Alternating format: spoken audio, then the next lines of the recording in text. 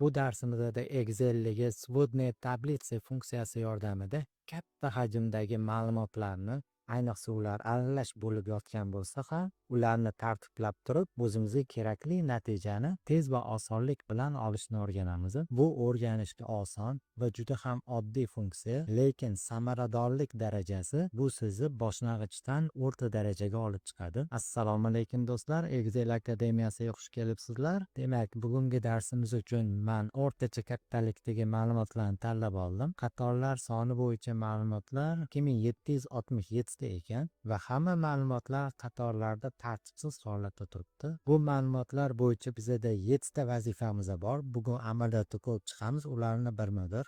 Demak, tayyor bo'lsangiz biz boshladik. Birinchi qilinadigan ish bu hafta kunlarni to'g'rilab olishimiz kerak. Ko'p holatda sizda bu ma'lumotlar bo'lmaydi. Buning uchun hafta kunlari ustunimizga mana bu formulani yozishimiz kerak. Formulani izohda va video ostida qoldirib ketaman. Siz o'zgartiradigan yagona o'zgarish bu, masalan, menda E2 turibdi, ya'ni ustun ikkinchi qator. Bu menda sotuv sanasi joylashgan yacheykani joylashuvi. Siz o'zingiznikini yozasiz. Demak, izohdan formulani olasizlar, hafta ustunini birinchi kategoriyaga joylashtirasizlar. E2ni o'rniga o'zingizlarni sana yozilgan ustunlarni birinchi sana yacheykasini joylashuvini yozasizlar. Enterni bosasizlar va yacheykani burchagiga 2 marta tez-tez bossanglar, pastdagi hamma yacheykaga shu formulani birga nusxalab beradi. Formulamiz O'zbekistondagi sana standartlariga moslashtirilgan va yana tekshirib ko'rasizlar, boshqalarida ham tushganmi bu sana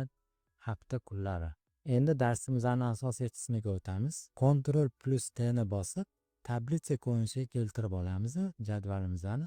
Bizda dastavka ismlari va vazrat summalari tartibsiz holatda turibdi. Bizning birinchi vazifamiz qaysi dastavka necha pullik vazrat qildi. Bugun o'rganadigan Swodnet tablitsamizning vazifalaridan biri aynan shu tartibsiz hisob-kitobni avtomat hisoblab berish. Buning uchun stavka bo'limiga o'tamiz va eng chetdagi Swodnet tablitsani bosamiz. Bizda tablitsaning nomi chiqdi va na новый list belgilangan holatda OK ga bosamiz. Bizda yangi oyna ochildi va kerakli menyular joylashgan joylar bor. Pastroqda biza foydalanadigan bo'limlar bor. Filtr bo'limi aynan bir turdagi ma'lumotlarni ajratib olish uchun ishlatiladi. Stolbitsi bu ma'lumot ustun bo'lib joylashishi uchun ishlatiladi. Stroki bu ma'lumotlar qator bo'lib joylashishi uchun ishlatiladi. Значение esa bu umumiy qiymatlarni qanday hisob-kitob qilishi belgilashimiz uchun ishlatiladi. Amaliyotda bu qanday ishlaydi ko'rib chiqamiz. Qaysi dastavka necha pullik vazrat qilganini topishingiz kerak biza. Buning uchun yetkazib beruvchini strokiga qo'yamiz. Bizda hamma dastavka nomi takrorlanmagan holatda yig'ildi. Endi vazrat summani значениеga qo'yamiz. Bizda qaysi dastavka necha pullik vazrat qilgani chiqib keldimi? Bu yerda aynan o'sha yetkazib beruvchilarga tegishli bo'lgan hamma vazrat summalari qo'shilgan holatda turibdi. Buni summasini o'qishga osonroq qilib olamiz. Summalarni belgilaymiz.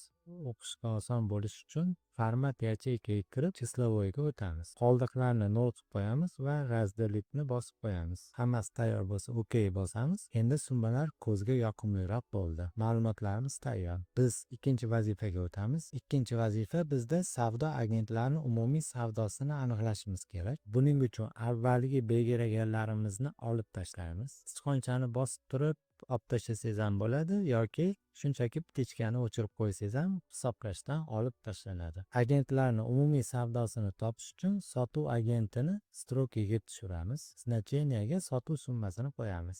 Hammasi tayyor. Umumiy summani kim necha foiz olib kelayotganini aniqlash uchun summaga bosamiz. Sichqonchani o'ng tarafini bosib, дополнительные вычисленияni % от общей summani belgilaymiz. Bizda bu ma'lumot ham tayyor. Qaysi savdo agenti kompaniyani savdosini necha foizini olib kelayotganini bilib oldik. Uchinchi vazifamiz qaysi vazrat sababini soni ko'pligini aniqlashimiz kerak. Demak, qaytarilish sababini strokiga qo'yamiz. Vazrat summasini значение qo'yamiz. Chetidagi настройкасini bosamiz. Parametri поле значениеdan kolичествoni belgilab OK bosamiz. Ma'lumotlar tayyor.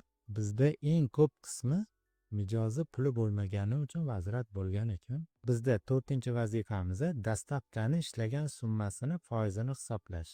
Strokiga yetkazib beruvchini qo'yamiz, sotuv summasiga значение qo'yamiz. Mana natijalar chiqdi.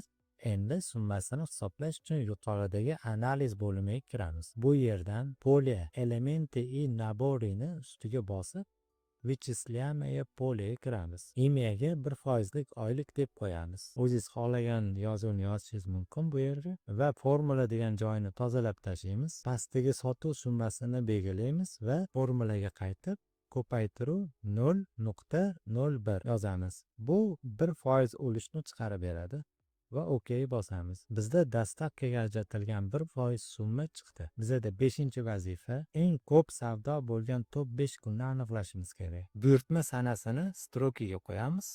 Sotuv summasini значение qo'yamiz. Top 5 kunni aniqlash uchun filtrni bosamiz. Filtri по значению-dan первый 10 ni bosamiz.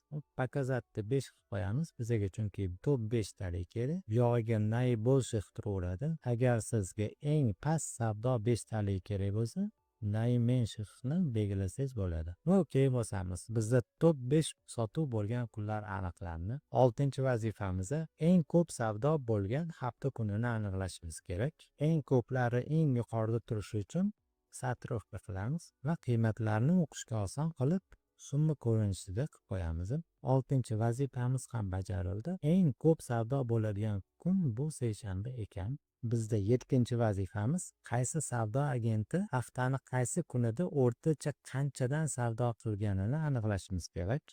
Buning uchun hafta kunlarini tagiga savdo agentini joylashtiramiz va parametri polе значениеdan среднийni tanlab qo'yamiz. Bizda ma'lumotlar tayyor. Qaysi savdo agenti haftani qaysi kunida o'rtacha qanchadan savdo qilgani ma'lum bo'ldi. Sizlarimiz foydali bo'lgan bo'lsa like bosing, obuna bo'ling. Agar biron bir izoh qoldirsangiz, bu bizga qo'shimcha motivatsiya bo'lardi. Sog' bo'ling, omon bo'ling, o'zinglarni rivojlantirishda to'xtamanglar.